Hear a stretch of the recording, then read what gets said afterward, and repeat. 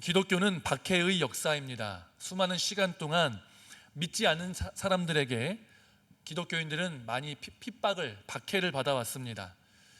사실 그 중에는 기독교인이 잘못해서 받는 박해와 핍박도 존재하는 것이 사실입니다.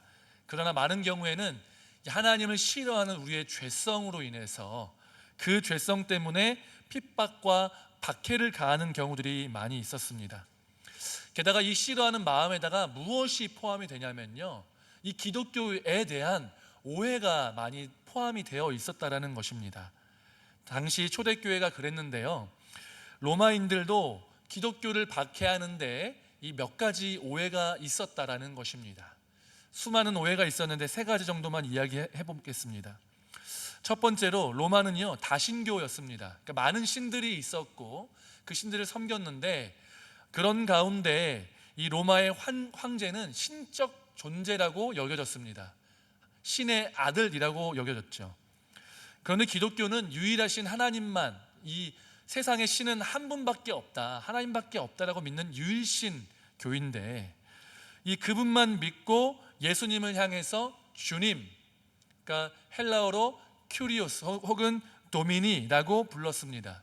근데 이것은 주로, 그러니까 황제에게만 쓰이진 않았지만 주로 황제를 칭하는 단어로 사용되었는데, 이 예수님, 죽은 예수를 향해서 주님이라고 부르기 때문에 이 로마인들 입장에서는 이 사람들이 혹시 로마 황제를 배신하고 반역하는 그런 단체를 만든 것은 아닌가, 국가 전복 세력은 아닌가, 그런 오해를 했다라는 것이죠. 하지만 하나님 나라는 로마나 이런 어떤 물리적인 나라와는 차원이 다른 나라였기 때문에 그것은 완전히 오해였다는 것이죠. 또한 교회에서, 또한 기독교에서는 이 서로를 형제 자매라고 하잖아요, 그렇죠? 물론 형제 자매라는 호칭 자체가 맞는 것은 아니지만 그 형제 자매라는 어떤 관계나 호칭에 있어서 우리가 왜 그렇게 부르는가?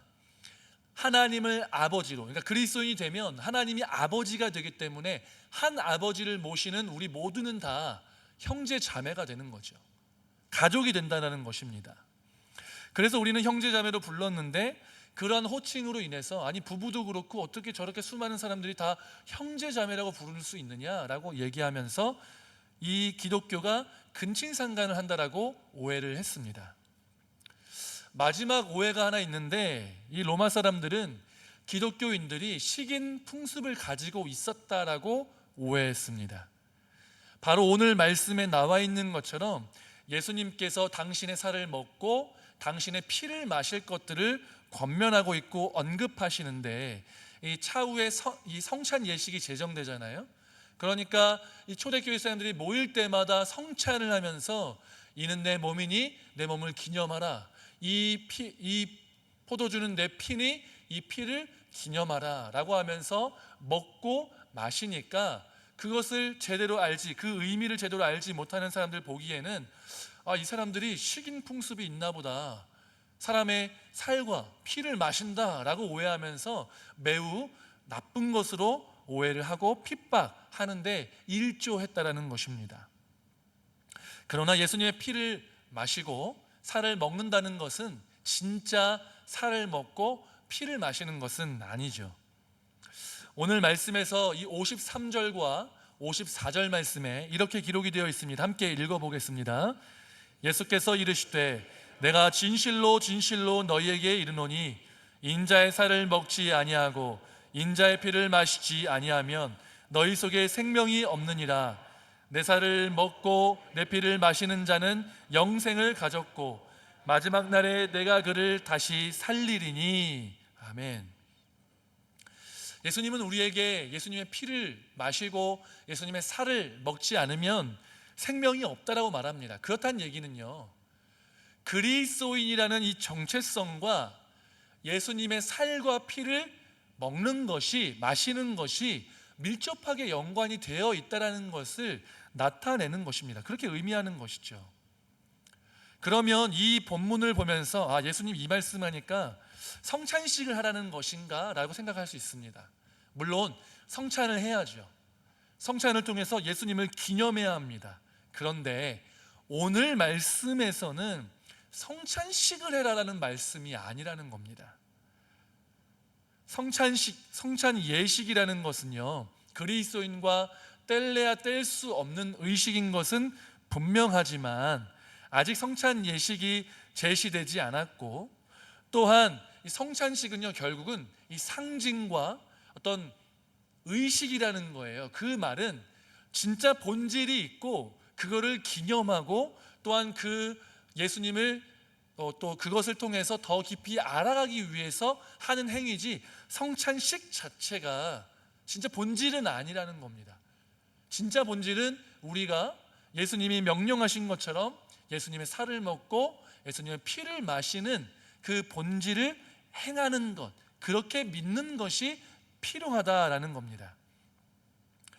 여러분, 우리는요 이제 표현을 할 때 먹는다라는 표현을 좀 합니다. 종종 완전 한 방 먹었다 이러면요 크게 한번 당했다라는 표현을 이렇게 표현하곤 합니다. 욕을 먹었다라는 표현을 쓰죠. 그러면 실제로 그걸 먹는 게 아니잖아요. 비난을 받았다, 누구한테 욕을 들었다라는 의미를 욕을 먹었다라고 표현합니다. 또 식언하다는 표현, 식언하다라는 표현이 있습니다. 식언하다는 뭐냐면 말을 먹는다는 거죠. 무슨 말이냐? 내가 약속했는데 그 약속을 지키지 않고 내가 한 말을, 내가 뱉은 말을 내가 먹어버렸다라는 의미입니다. 또 겁을 먹었다라는 표현을 쓰기도 하는데, 그 말은 내가 지금 겁나는 상태다, 마음이 두근두근하다라는 것을 표현할 때 겁먹었다라고 표현하죠. 책을 먹는다라는 표현은 보통 많이 쓰지 않습니다.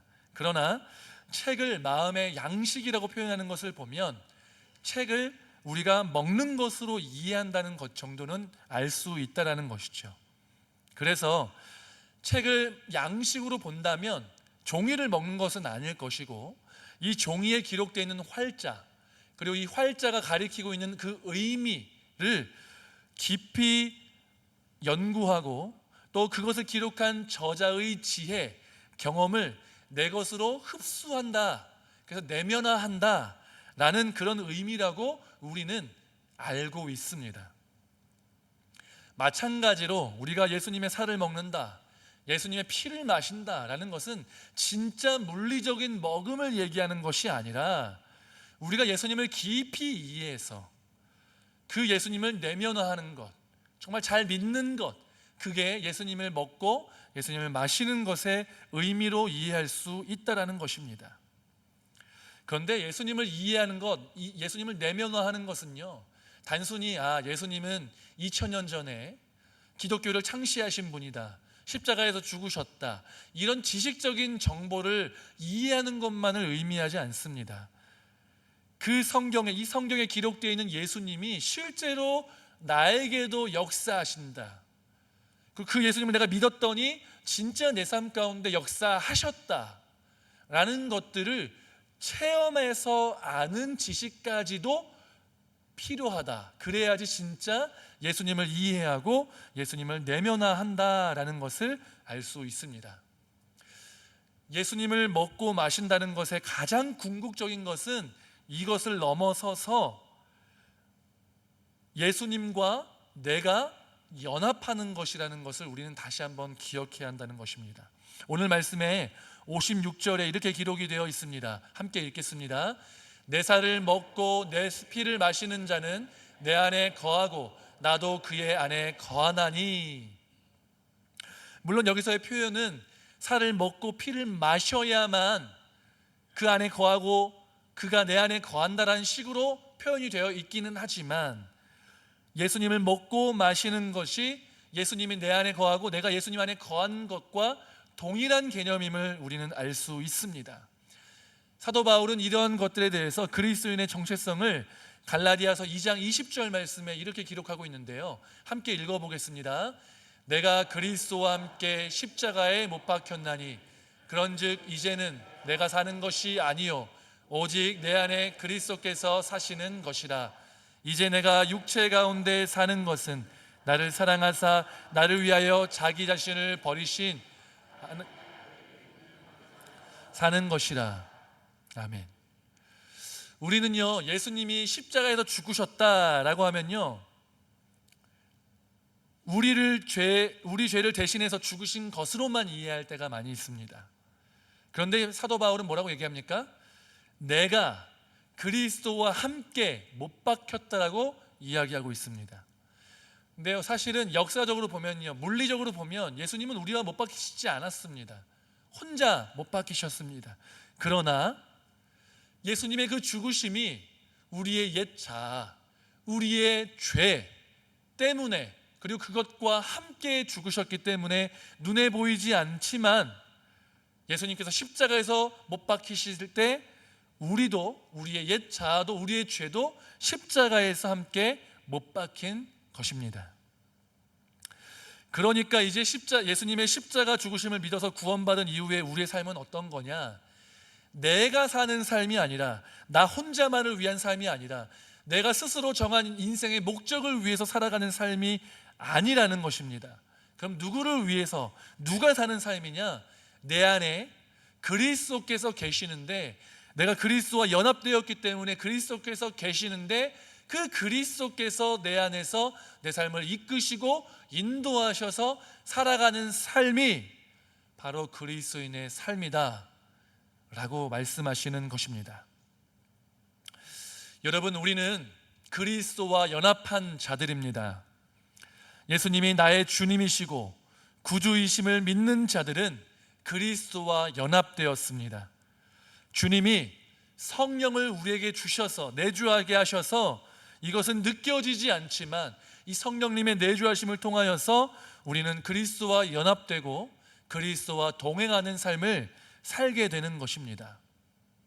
그러다 보면요, 우리가 우리의 매일의 삶 속에서 이 예수님의 마음, 예수님의 생각, 예수님의 행동을 닮아가게 되고요, 또한 하나님께서 나를 그렇게 닮아가게 만드는 과정 속에서 나를 그 시간을 인내하고 믿음으로 버티도록 그렇게 우리의 심령 가운데서 역사하신다라는 겁니다.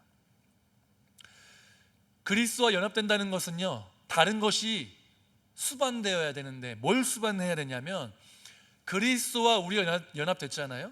그렇죠? 그리스도는 성삼위일체 하나님, 성부 하나님, 성자 예수님, 성령 하나님, 이 삼위일체가 연합되었습니다. 근데 그러한 성삼위일체 하나님과 내가 연합이 되었다면, 믿는 모든 사람들이 다 성삼위일체 하나님과 연합되었다면, 제가 하나님께 연합되었던 것처럼 성도님들도 지금 하나님과 연합되어 있는 것이죠. 그러면 저와 성도님들도 사실은 연합이 되어서 하나 되어야 한다라는 것입니다. 그렇기 때문에 우리는 성도의 교제가 선택으로 여기는 분들이 종종 계시지만 선택이 아니라 필수라는 것입니다. 서로에 대한 관심, 서로에 대한 사랑, 서로와 나누는 교제, 이러한 것이 없는 신앙생활이 때때로는 나는 그냥 예배만 잘 드릴래 라고 하면서 그런 모습들이 때로는 고고해 보이고 아무 트러블도 없어서 나이스해 보일 수 있다는 거예요.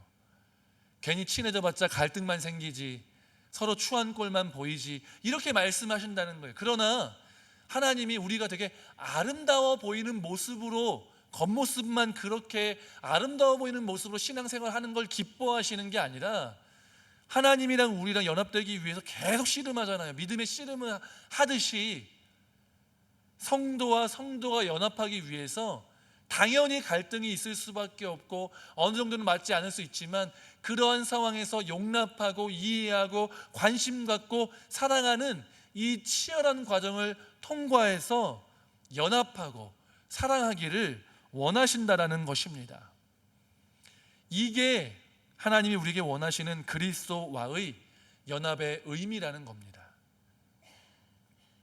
이 모든 것들은 우리에게 필요합니다. 또한 그리스도와 연합한다는 것을 오늘 맥락에서 한 번 더 살펴보면 예수님을 잘 믿는 것으로도 이해할 수 있습니다.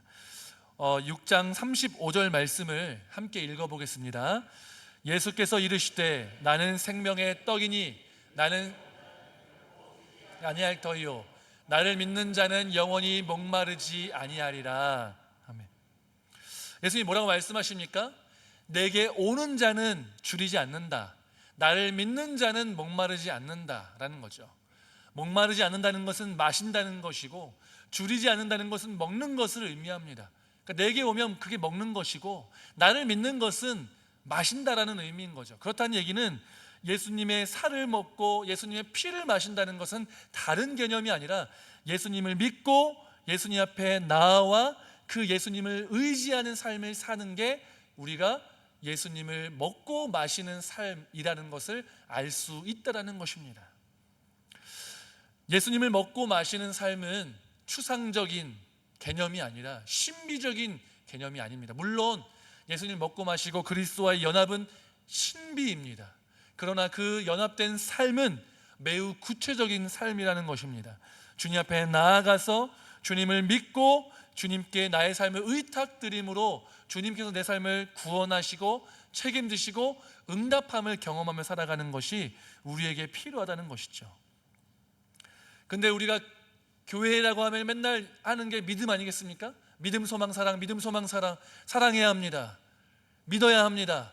매번 얘기하는 것이죠. 그러니까 익숙하니까 쉽다고 느껴져요. 그러나 믿는 일이 쉽습니까? 예수님을 찾는 것, 예수님 앞에 나아가는 것 쉽습니까? 어렵습니다.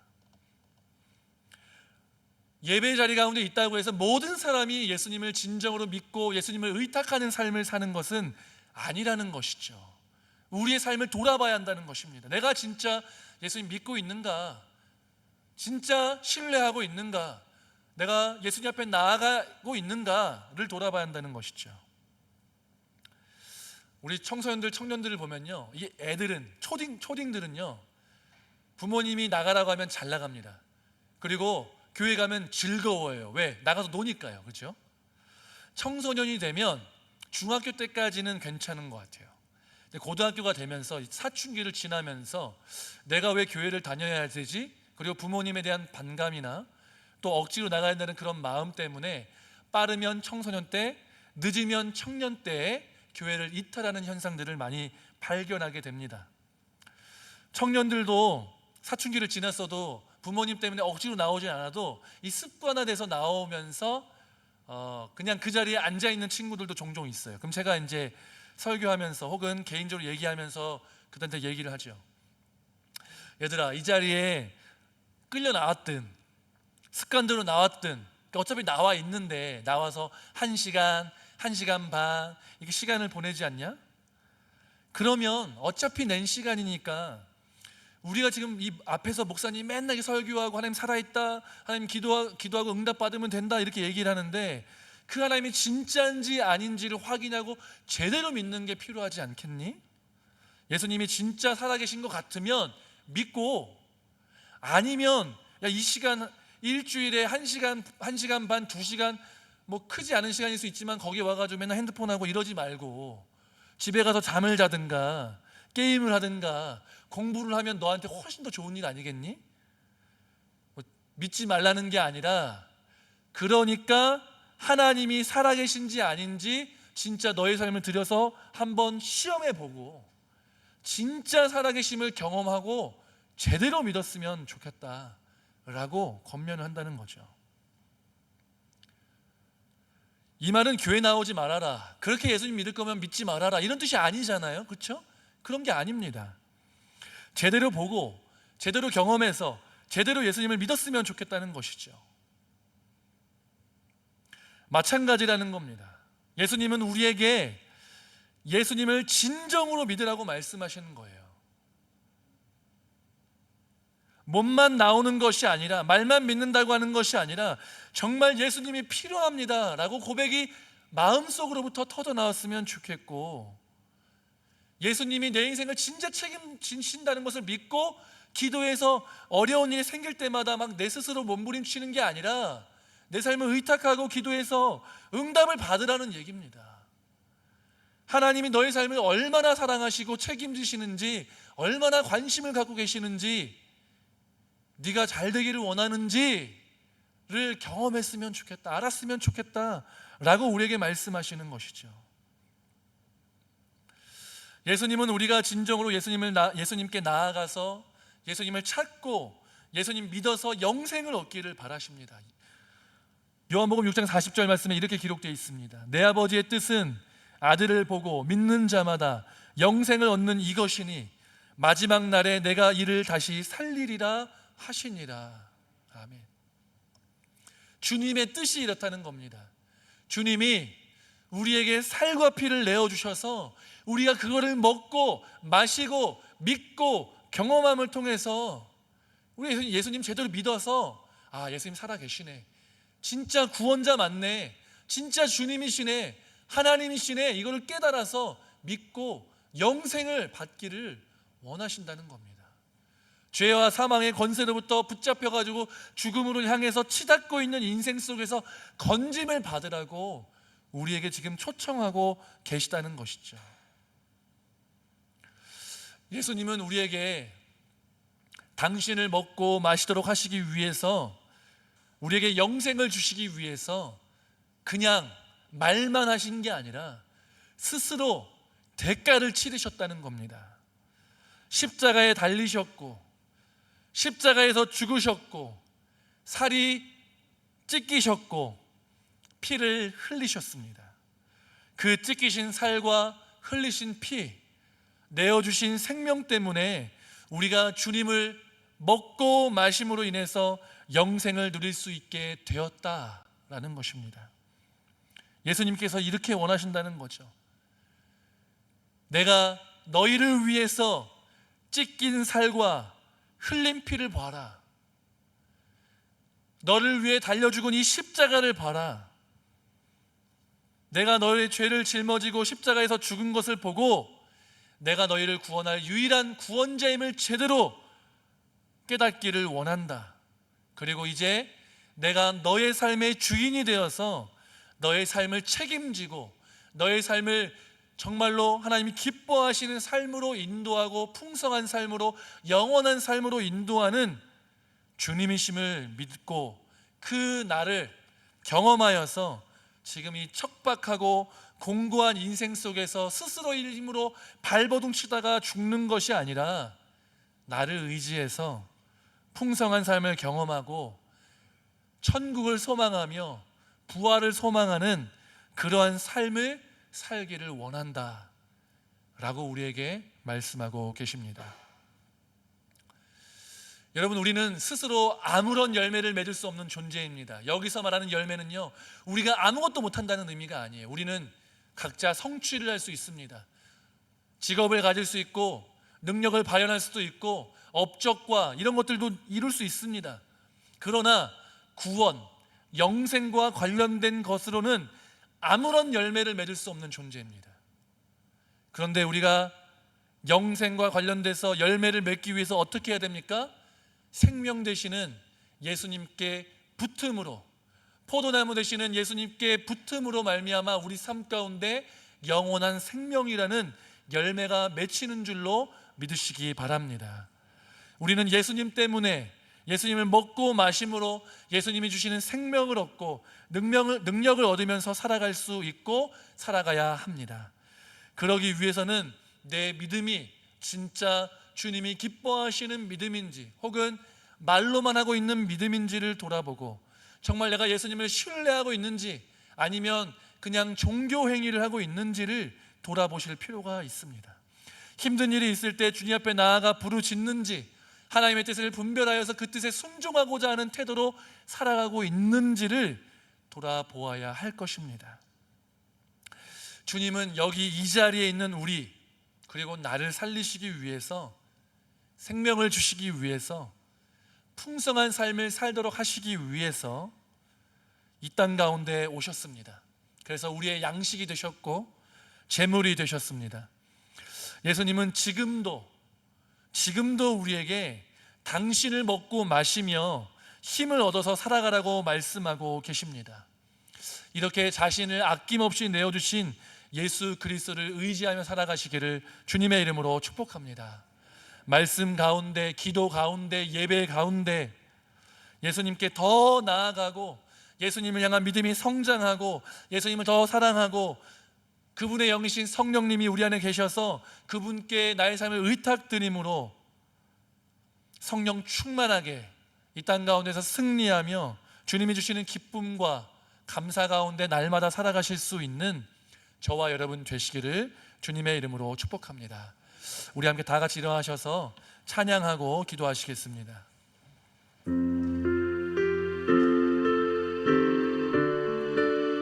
구주와